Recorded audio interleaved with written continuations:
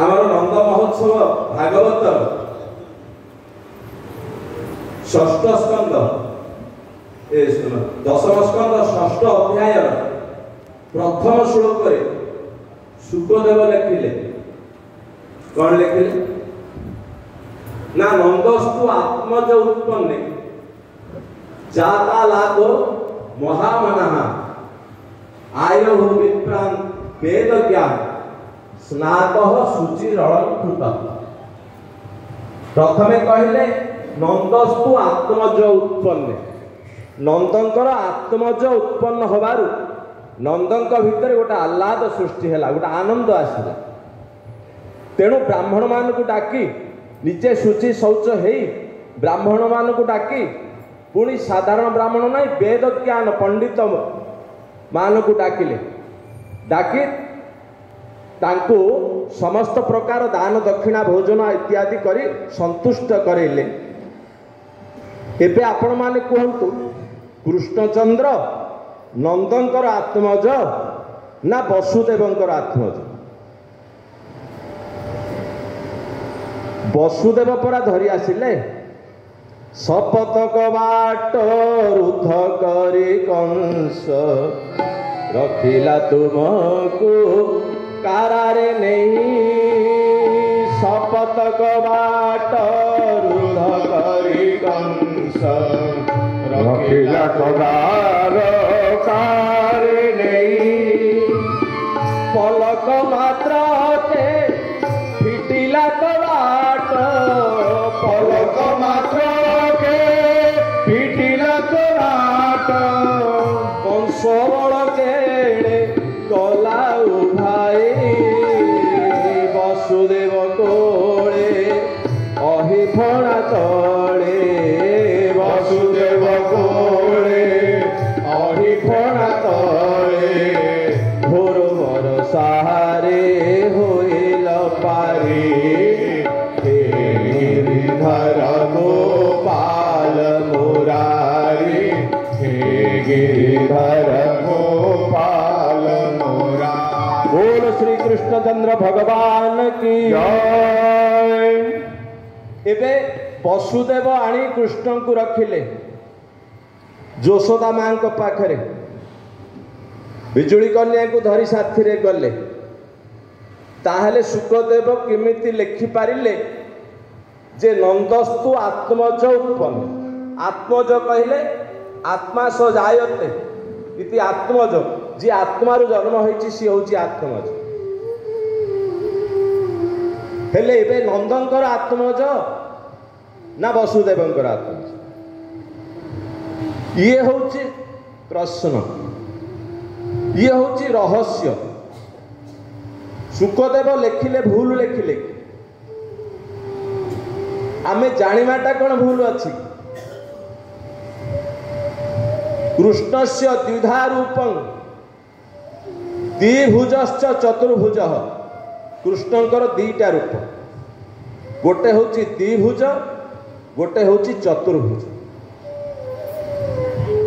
चतुर्भुजश्च वैकुंठे द्विभुज गोलोके स्वयं। ए पर्यंत बाबा जो नित्य लोक कहते सी हूँ गोलोक धाम गोलोक धाम रे भगवान द्विभुज रूप था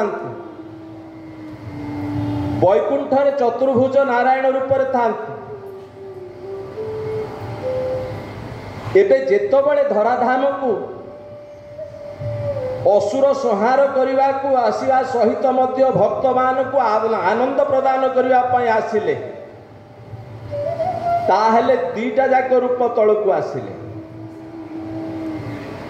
चतुर्भुज मूर्ति गले वैकुंठ निवासी कौटी की ना वसुदेव घर वसुदेव देवकी गर्भ को सी पवित्र करिले द्विभुज वाला कृष्ण सी आसिले कौटी की ना नंदंक घर सी देवकी गर्भ को मध्य पवित्र करिले बरपा मागी थिले देवकी धरा नाम जिते सी थिले गंधर्व रूप गंधर्वी रूप वर मागिथिले कृष्ण को पाइबा पाई। तेणु भगवान द्विभुज वाला कृष्ण आसिले। जेतबेले वसुदेव निजर चतुर्भुज वाला से कृष्ण को टोकई रे धरी राति रे पार हेले, भगवान कहिथिले मते नहीं थोइब आउ कन्या को आन।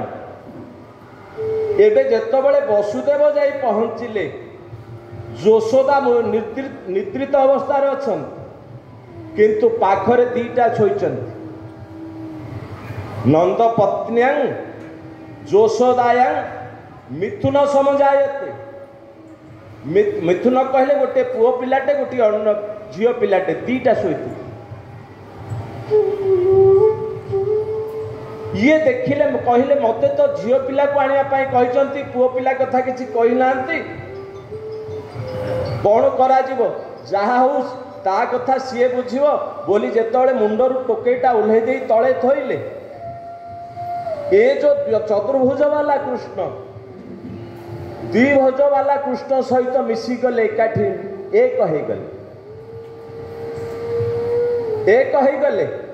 सी देखिले नंद ये वसुदेव बोले कि आश्चर्य, किए जानी कर्तुम अकर्तुम अन्यथा कर्तुम समर्थ परमेश्वर।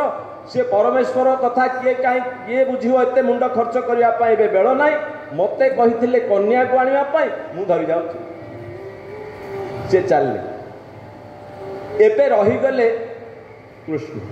जेतबेले जेतबेले जेतबेले लीला चली गोपपुर भितरे, जेते सब ऐश्वर्य लीला चतुर्भुज वाला कृष्ण करती, जेते सब माधुर्य लीला द्विभुज वाला कृष्ण करती। एबे कोड़ीखिया प्रसंग में सबरी को जो माधुर्य आनंद प्रदान कले, ये गोलोक बिहारी द्विभुज वाला कृष्णकर लीला।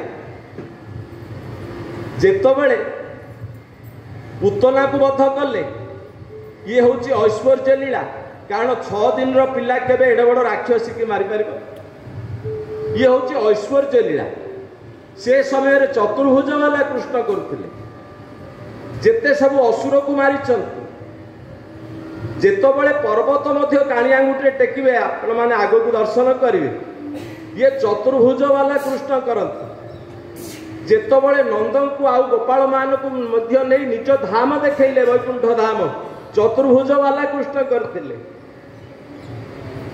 जेतबेले आउ गोपी मानक सहित रास, गो माता सहित रास, बाछुरी मानक सहित रास, समस्त वृंदावन वृक्ष लता मानक सहित रास, पुणी जमुनार से बाली मानक सहित रास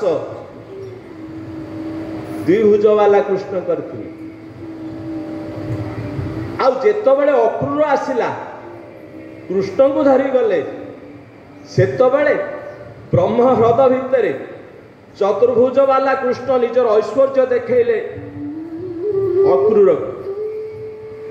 तापरे रथ सहित से चतुर्भुज वाला कृष्ण गले, किंतु द्विभुज वाला कृष्ण एबे मध्य अछंती वृंदावन भितरे।